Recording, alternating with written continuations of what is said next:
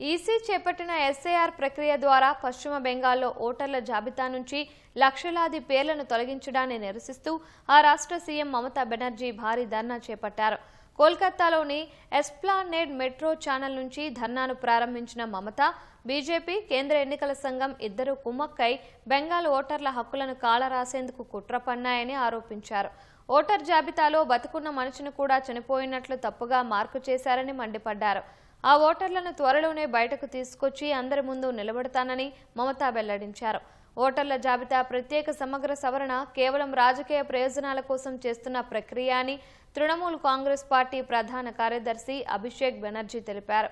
దీనివల్ల లక్షలాది మంది అసలైన ఓటర్లు నష్టపోతున్నారని పేర్కొన్నారు. మొత్తం 7.66 కోట్ల మంది ఓటర్ల జాబితాతో గతేడాది నవంబర్ 4న బెంగాల్లో ఎస్ఐఆర్ ప్రక్రియ మొదలైంది. గతేడాది ముసాయిదా ఓటరు జాబితా విడుదల చేసిన సమయంలో రాష్ట్రంలో 58 లక్షల ఓట్లు తొలగించగా తాజాగా ఈ సంఖ్య దాదాపు 63.66 లక్షలకు చేరింది. అదేవిధంగా మరో 60 లక్షలకు పైగా ఓటర్లను పరిశీలన కేటగిరీలో చేర్చింది. ఈ ఓటర్ల వివరాలను జ్యుడిషియల్ అధికారులు తనిఖీ చేయనున్నారు.